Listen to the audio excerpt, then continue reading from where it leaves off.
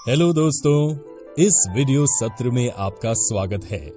इस सत्र में हम जिस विषय का अध्ययन करने जा रहे हैं वह है धातुओं के रासायनिक गुणधर्म। धातु अलग अलग रासायनिक गुण दिखाते हैं। चलिए शुरू करते हैं और एक एक करके उनका अध्ययन करते हैं। धातुओं का पहला रासायनिक गुणधर्म जिस पर हम चर्चा करने जा रहे हैं वह है धातुओं का वायु में दहन करने से क्या होता है। जब धातुओं को वायु में दहन किया जाता है तो वे वायु से ऑक्सीजन के साथ मिलकर संगत धातु के ऑक्साइड बनाते हैं।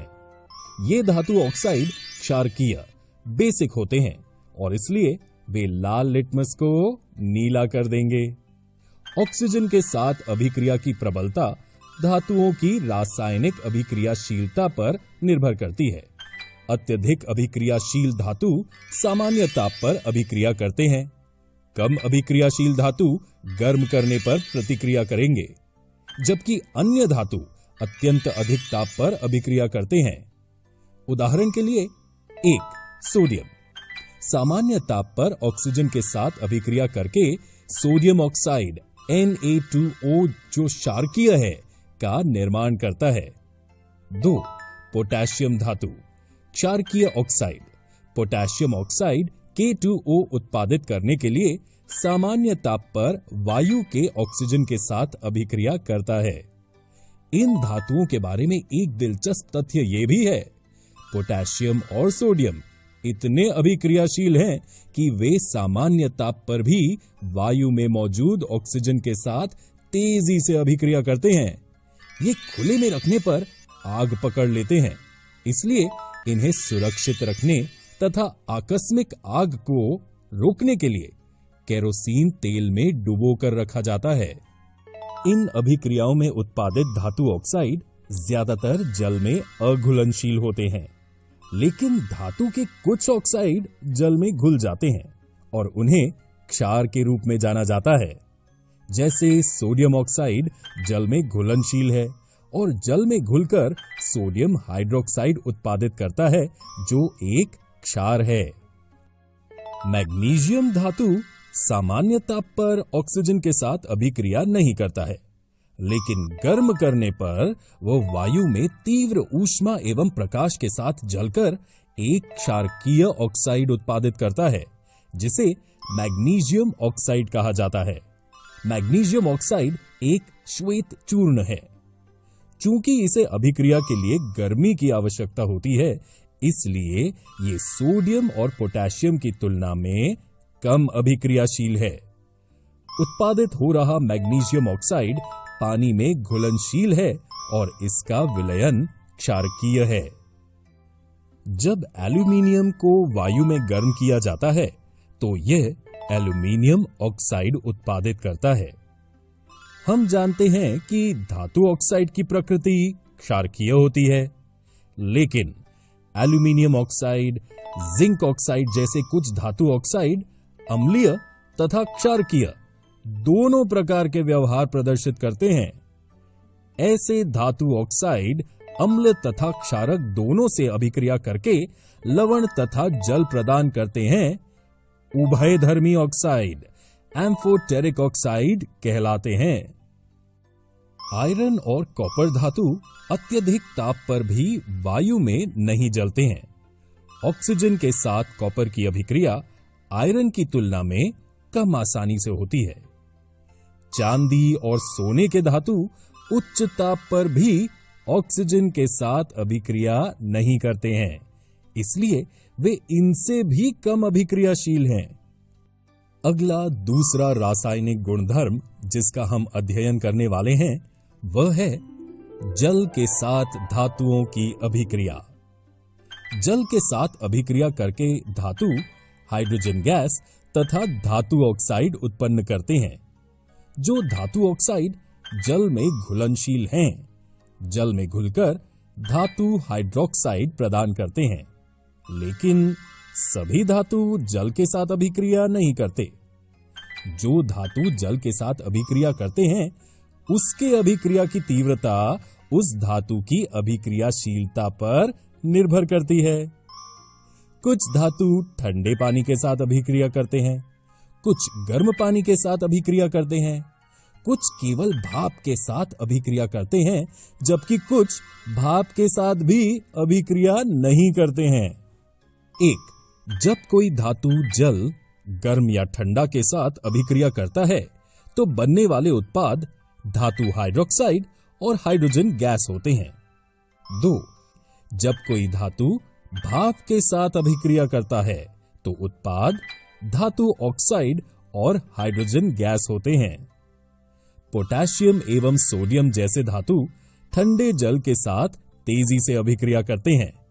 सोडियम एवं पोटेशियम की अभिक्रिया इतनी तेज तथा ऊष्माक्षेपी होती है कि इससे उत्सर्जित हाइड्रोजन तत्काल प्रज्वलित हो जाते हैं। जल के साथ कैल्शियम की अभिक्रिया थोड़ी धीमी होती है। यहां उत्सर्जित ऊष्मा हाइड्रोजन को प्रज्वलित होने के लिए पर्याप्त नहीं होती है। मैग्नीशियम शीतल जल के साथ अभिक्रिया नहीं करता है, परंतु गर्म जल के साथ अभिक्रिया करके वह मैग्नीशियम हाइड्रोक्साइड एवं हाइड्रोजन गैस उत्पन्न करता है। एल्यूमीनियम, आयरन तथा जिंक जैसे धातु न तो शीतल जल के साथ और न ही गर्म जल के साथ अभिक्रिया करते हैं, लेकिन भाप के साथ अभिक्रिया करके ये धातु ऑक्साइड तथा हाइड्रोजन प्रदान करते हैं। भाप के साथ उनकी अभिक्रिया की प्रबलता के आधार पर हम उनकी अभिक्रियाशीलता के घटते क्रम में मैग्नीशियम, एल्यूमीनियम, जिंक और आयरन धातुओं को इस तरह से व्यवस्थित कर सकते हैं। अगला गुणधर्म जिसका हम अध्ययन करने वाले हैं वह है तनु अम्लों के साथ धातुओं की अभिक्रिया। धातु अम्ल के साथ अभिक्रिया करके संगत लवण तथा हाइड्रोजन गैस प्रदान करते हैं, लेकिन क्या सभी धातु इसी तरह अभिक्रिया करते हैं? आइए देखें। धातु आमतौर पर तनु अम्लों से हाइड्रोजन को विस्थापित करते हैं। केवल कम अभिक्रियाशील धातु जैसे कॉपर, चांदी, सोना तनु अम्लों से हाइड्रोजन को विस्थापित नहीं करते हैं। सभी धातु तनु अम्लों के साथ अभिक्रिया नहीं करते हैं। तनु अम्ल के साथ धातु की अभिक्रिया की प्रबलता उसकी रासायनिक अभिक्रियाशीलता पर निर्भर करती है। धातु क्लोराइड और हाइड्रोजन गैस उत्पादित करने के लिए धातु हाइड्रोक्लोरिक अम्ल के साथ अभिक्रिया करते हैं। सोडियम क्लोराइड और हाइड्रोजन बनाने के लिए सोडियम हाइड्रोक्लोरिक अम्ल के साथ अत्यधिक तेजी से अभिक्रिया करता है। इस अभिक्रिया से पता चलता है कि सोडियम अत्यधिक अभिक्रियाशील है। मैग्नीशियम क्लोराइड और हाइड्रोजन गैस बनाने के लिए हाइड्रोक्लोरिक अम्ल के साथ मैग्नीशियम भी काफी तेजी से अभिक्रिया करता है। एल्यूमीनियम धातु पहले सतह पर एल्यूमीनियम ऑक्साइड की एक कठिन सुरक्षात्मक परत की उपस्थिति के कारण धीरे धीरे तनु हाइड्रोक्लोरिक अम्ल के साथ अभिक्रिया करता है, लेकिन जब पतली बाहरी ऑक्साइड परत अम्ल में घुल जाती है तो ताजा धातु उजागर होता है और तनु हाइड्रोक्लोरिक अम्ल के साथ तेजी से अभिक्रिया करता है। जिंक क्लोराइड और हाइड्रोजन गैस देने के लिए जिंक भी तनु हाइड्रोक्लोरिक अम्ल के साथ अभिक्रिया करता है, लेकिन एल्यूमीनियम की अभिक्रिया की तुलना में कम तेजी से होती है। आयरन शीतल हाइड्रोक्लोरिक अम्ल के साथ अभिक्रिया करके आयरन क्लोराइड एवं हाइड्रोजन गैस उत्पादित करता है। कॉपर धातु तनु हाइड्रोक्लोरिक अम्ल या सल्फ्यूरिक अम्ल के साथ अभिक्रिया नहीं करता है। यह दर्शाता है कि कॉपर सबसे कम अभिक्रियाशील है। इससे हम ये निष्कर्ष निकाल सकते हैं कि अभिक्रियाशीलता इस क्रम में घटती है। इस वीडियो में हमने धातुओं के रासायनिक गुणधर्म केमिकल प्रॉपर्टीज ऑफ मेटल्स का अध्ययन किया। अगले वीडियो में हम अधातुओं के रासायनिक गुणधर्मों chemical properties of non metals का अध्ययन करेंगे। हेलो दोस्तों, इस वीडियो सत्र में आपका स्वागत है। इस सत्र में हम जिस विषय के बारे में अध्ययन करने जा रहे हैं वह है अधातुओं के रासायनिक गुणधर्म, chemical properties of non metals. अधातु अलग अलग रासायनिक गुणों को दर्शाते हैं। चलिए शुरू करते हैं और एक एक करके उनका अध्ययन करते हैं। अधातुओं का पहला रासायनिक गुणधर्म जिस पर हम चर्चा करने जा रहे हैं वह है ऑक्सीजन के साथ अधातुओं की अभिक्रिया। अधातु अम्लीय ऑक्साइड या उदासीन ऑक्साइड बनाने के लिए ऑक्सीजन के साथ अभिक्रिया करते हैं। कार्बन एक अम्लीय ऑक्साइड कार्बन डाइऑक्साइड CO2 बनाता है। सल्फर अम्लीय ऑक्साइड सल्फर डाइऑक्साइड SO2 बनाता है और हाइड्रोजन एक उदासीन ऑक्साइड जल H2O बनाता है। अधातु प्रकृति में सहसंयोजक होते हैं, अर्थात वे इलेक्ट्रॉनों के सहभाजन से बनते हैं। अधातुओं के अम्लीय ऑक्साइड जल में घुलकर अम्ल का उत्पादन करते हैं। आइए हम उनकी अभिक्रियाओं को देखें। ए, कार्बन ऑक्सीजन के साथ अभिक्रिया करके कार्बन डाइऑक्साइड उत्पादित करता है, जो एक अम्लीय ऑक्साइड, एसिडिक ऑक्साइड है और ये कार्बोनिक अम्ल बनाने के लिए जल में घुल जाता है। 2, वायु में मौजूद ऑक्सीजन के साथ सल्फर की अभिक्रिया से सल्फर डाइऑक्साइड बनता है। यह एक अम्लीय ऑक्साइड है और इसलिए ये सल्फ्यूरस अम्ल बनाने के लिए जल में घुल जाता है। 3, जब ऑक्सीजन की अपर्याप्त आपूर्ति के साथ कार्बन की अभिक्रिया होती है तो ये कार्बन मोनोऑक्साइड नामक एक उदासीन ऑक्साइड बनाता है। 4, जल जो एक उदासीन ऑक्साइड है, उत्पादित करने के लिए ऑक्सीजन के साथ हाइड्रोजन की अभिक्रिया। अधातुओं का दूसरा गुणधर्म जल के साथ अधातुओं की अभिक्रिया है। तो दोस्तों, अधातु हाइड्रोजन गैस को विकसित करने के लिए जल या भाप के साथ अभिक्रिया नहीं करते हैं। अब आप सोच रहे होंगे कि ऐसा क्यों? ऐसा इसलिए है क्योंकि अधातु इलेक्ट्रॉन्स का त्याग करके हाइड्रोजन आयन का ह्रास कर हाइड्रोजन गैस उत्पादित नहीं कर सकते। अधातुओं का अगला गुणधर्म तनु अम्लों के साथ अधातुओं की अभिक्रिया है। दोस्तों, आप ये जानकर आश्चर्यचकित होंगे कि अधातु तनु अम्लों के साथ अभिक्रिया नहीं करते हैं। उदाहरण के लिए कार्बन, सल्फर और फास्फोरस जैसे अधातु तनु हाइड्रोक्लोरिक अम्ल या तनु सल्फ्यूरिक अम्ल के साथ अभिक्रिया नहीं करते हैं। लेकिन क्या आप जानते हैं कि अधातु तनु अम्ल के साथ अभिक्रिया क्यों नहीं करते हैं? ऐसा इसलिए है क्योंकि वे अम्ल के हाइड्रोजन आयनों को विस्थापित करके उन्हें हाइड्रोजन गैस में बदलने में असमर्थ होते हैं।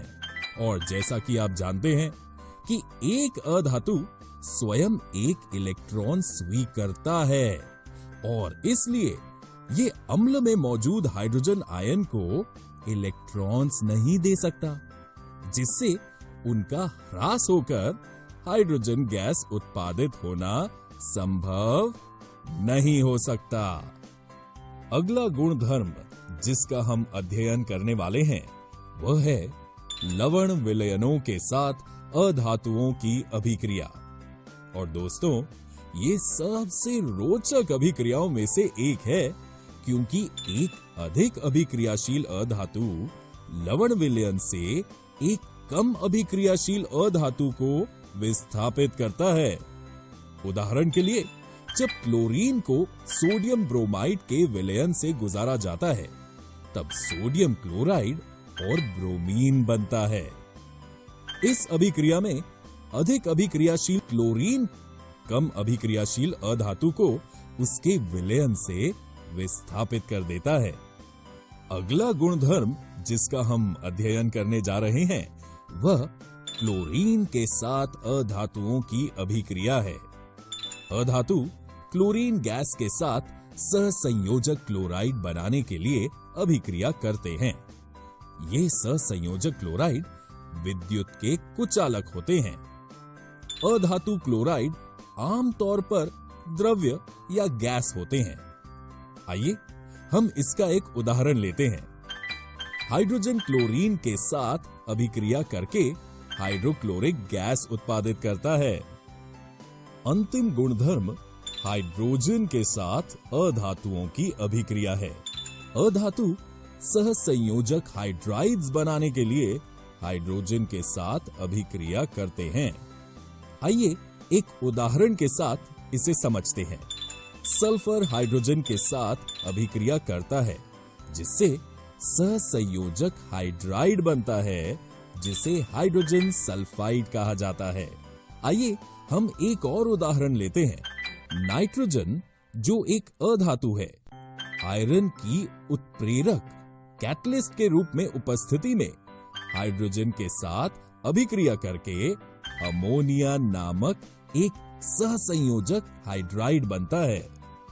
दोस्तों, इस वीडियो में हमने अधातुओं के रासायनिक गुणधर्म, chemical properties of non metals का अध्ययन किया। अगले वीडियो में हम धातुओं के निष्कर्षण, एक्सट्रैक्शन ऑफ मेटल्स के बारे में जानेंगे। हेलो दोस्तों, इस वीडियो सत्र में आपका स्वागत है। इस सत्र में हम जिस विषय का अध्ययन करने जा रहे हैं वो है धातु एवं अधातु के भौतिक गुणधर्म, physical properties of metals and non metals. हम एक एक करके दोनों धातुओं एवं अधातुओं के भौतिक गुणधर्मों पर चर्चा करेंगे। पहले हम धातुओं के बारे में चर्चा करेंगे। धातुओं का पहला भौतिक गुणधर्म है धातु आघातवर्ध्य, मैलिएबल होते हैं। आघातवर्ध्यता, मैलिएबिलिटी क्या है? धातुओं को पीटकर पतली चादर बनाया जा सकता है। इस गुणधर्म को आघातवर्ध्यता, मैलिएबिलिटी कहते हैं। सोना तथा चांदी सबसे अधिक आघातवर्ध्य धातु हैं। एल्यूमीनियम फॉयल का उपयोग खाद्य पदार्थों की पैकिंग के लिए किया जाता है, क्योंकि एल्यूमीनियम आघातवर्ध्य हैं और इसे पीटकर पतली चादरों के रूप में परिवर्तित किया जा सकता है। दूसरा गुणधर्म ये है कि धातु तन्य, डक्टाइल होते हैं। तन्यता, डक्टिलिटी का अर्थ क्या है? धातु को पतले तार के रूप में खींचने की क्षमता को तन्यता, डक्टिलिटी कहते हैं। सोना सबसे अधिक तन्य धातु है। चांदी भी अधिक तन्य धातुओं में से एक है। कॉपर और एल्यूमीनियम धातु भी तन्य हैं और इन्हें पतली तारों में खींचा जा सकता है।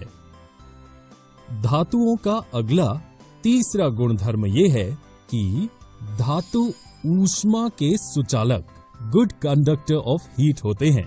चांदी ऊष्मा का सबसे अच्छे चालक हैं। कॉपर और एल्यूमीनियम भी ऊष्मा के अच्छे चालक हैं। लेकिन क्या आप जानते हैं कि धातु ऊष्मा का संचालन कैसे करते हैं? आइए इसे एक क्रियाकल्प द्वारा समझें। एक एल्यूमीनियम तार को इस तरह से क्लैंप की मदद से स्टैंड से बांध दीजिए। तार के खुले सिरे पर मोम का उपयोग कर एक पिन चिपका दीजिए। बर्नर से क्लैंप के निकट तार को गर्म कीजिए। थोड़ी देर बाद आप देखेंगे कि मोम से चिपकाई पिन मोम पिघलने के कारण गिर जाती है। लेकिन ऐसा कैसे संभव हुआ? ऊष्मा तार के एक सिरे से दूसरे सिरे तक कैसे पहुंचती है? जब किसी धातु को गर्म किया जाता है तो उसके परमाणु ऊर्जा प्राप्त करते हैं और अधिक गति से कंपन करते हैं। ये ऊर्जा परमाणुओं में मौजूद इलेक्ट्रॉनों को प्राप्त हो जाती है। ये इलेक्ट्रॉन धातु में गतिशील रहते हैं। जब ऊर्जावान इलेक्ट्रॉन धातु में गतिशील होते हैं तो वे धातु के अन्य इलेक्ट्रॉनों और परमाणुओं को ऊर्जा प्रदान करते हैं। इस तरह धातु के एक सिरे से दूसरे सिरे तक ऊष्मा का संचालन होता है। लेड तथा मरकरी ऊष्मा के कुचालक हैं। चौथा गुणधर्म ये है कि धातु विद्युत के सुचालक, गुड कंडक्टर ऑफ इलेक्ट्रिसिटी होते हैं, यानी वे विद्युत को आसानी से प्रवाहित करते हैं। चांदी धातु विद्युत का सबसे अच्छा सुचालक है। कॉपर, सोना, एल्यूमीनियम और टंगस्टन भी विद्युत के सुचालक हैं। बिजली के तार ज्यादातर कॉपर और एल्यूमीनियम से बने होते हैं क्योंकि वे विद्युत के बहुत अच्छे सुचालक होते हैं और चांदी की तुलना में सस्ते होते हैं। धातुओं का अगला पांचवा गुणधर्म ये है कि धातु चमकदार, लस्ट्रस होते हैं, यानी उनकी चमकदार सतह होती है और साथ ही उन्हें पॉलिश किया जा सकता है। धातु के इस गुणधर्म को धात्विक चमक, मेटालिक लस्टर कहते हैं। उदाहरण के लिए सोना, चांदी और कॉपर की चमकदार सतह होती है और साथ ही उन्हें पॉलिश किया जा सकता है।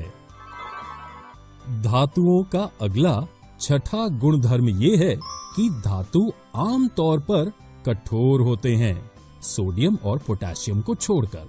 प्रत्येक धातु की कठोरता अलग अलग होती है।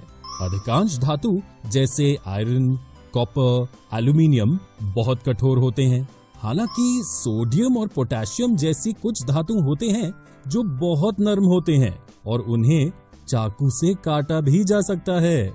धातुओं का अगला सातवां गुणधर्म ये है कि धातु कमरे के तापमान पर ठोस, सॉलिड होते हैं, पारे को छोड़कर जो कमरे के तापमान पर द्रव्य, लिक्विड होती है। धातुओं का अगला आठवां गुणधर्म ये है कि धातुओं के गलनांक, मेल्टिंग पॉइंट एवं क्वथनांक, बॉइलिंग पॉइंट बहुत अधिक होते हैं। सोडियम और पोटेशियम को छोड़कर जिनके गलनांक एवं क्वथनांक कम होते हैं। उदाहरण के लिए आयरन का गलनांक 1535 डिग्री होता है, जिसका मतलब है कि ठोस लोहा पिघल जाता है और 1535 डिग्री के उच्च तापमान पर द्रव्य लोहे में बदल जाता है।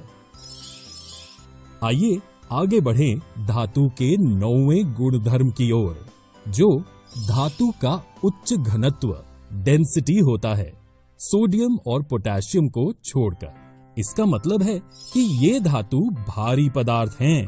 उदाहरण के लिए लोहे का घनत्व 7.8 ग्राम प्रति सेंटीमीटर घन है, जो काफी अधिक है।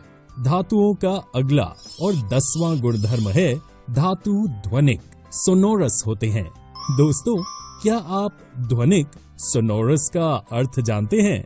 धातु कठोर सतह से टकराने पर आवाज उत्पन्न करते हैं, इसलिए हम कहते हैं कि धातु ध्वनिक होते हैं। इस गुणधर्म के कारण है कि धातुओं का उपयोग घंटी और गिटार जैसे संगीत वाद्य यंत्रों के तार बनाने के लिए किया जाता है। आइए अब हम अधातुओं के भौतिक गुणधर्मों, physical properties of non metals को देखें। अधातुओं का पहला गुणधर्म ये है कि वे न तो आघातवर्ध्य, मैलिएबल हैं और न ही तन्य, डक्टाइल हैं। वे भंगुर होते हैं, यानी वे आसानी से टूट जाते हैं। इसलिए ठोस अधातुओं को न तो पीटकर पतली चादर बना सकते हैं और न ही उन्हें तारों में खींचा जा सकता है। अधातुओं का अगला दूसरा गुणधर्म ये है कि वे विद्युत एवं ऊष्मा के कुचालक होते हैं। तो दोस्तों, धातुओं से विपरीत अधातु ऊष्मा या विद्युत को प्रवाहित नहीं करते हैं। क्यों? क्योंकि उनमें स्वतंत्र इलेक्ट्रॉन नहीं होते हैं। उदाहरण के लिए सल्फर और फास्फोरस। आप ये जानकर अचंभित हो जाएंगे कि ग्रेफाइट, जो एक अधातु है, बिजली का अच्छा संचालक है। ये एकमात्र अधातु है जिसे स्वतंत्र इलेक्ट्रॉनों की उपस्थिति के कारण विद्युत को प्रवाहित करने के लिए जाना जाता है। अधातुओं का अगला तीसरा गुणधर्म ये है कि अधातु चमकदार नहीं होते हैं। इसका मतलब है कि उनकी सतह चमकीली नहीं होती। उदाहरण के लिए सल्फर और फास्फोरस। परंतु आयोडीन एक ऐसा अधातु है जो चमकीला होता है। अधातुओं का अगला चौथा गुणधर्म ये है कि वे आम तौर पर मुलायम होते हैं, हीरे को छोड़कर। अधातुओं का पांचवा गुणधर्म ये है कि वे कमरे के तापमान पर ठोस, द्रव्य या गैस हो सकते हैं।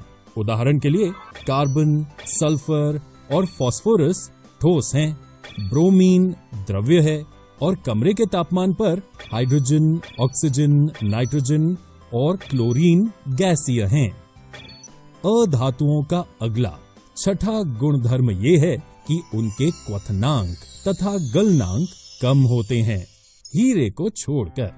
अधातुओं का अगला सातवां गुणधर्म ये है कि उनके घनत्व कम हैं, अर्थात वे हल्के पदार्थ हैं। उदाहरण के लिए सल्फर का घनत्व 2 ग्राम प्रति सेंटीमीटर घन है। अधातुओं का अगला आठवां गुणधर्म ये है कि वे ध्वनिक नहीं होते हैं, यानी वे किसी वस्तु के साथ टकराने पर ध्वनि उत्पन्न नहीं करते हैं। इस वीडियो में हमने धातु एवं अधातु के भौतिक गुणधर्म, physical properties of metals and non metals का अध्ययन किया। अगले वीडियो में हम धातुओं के रासायनिक गुणधर्म, केमिकल प्रॉपर्टीज ऑफ मेटल्स का अध्ययन करेंगे।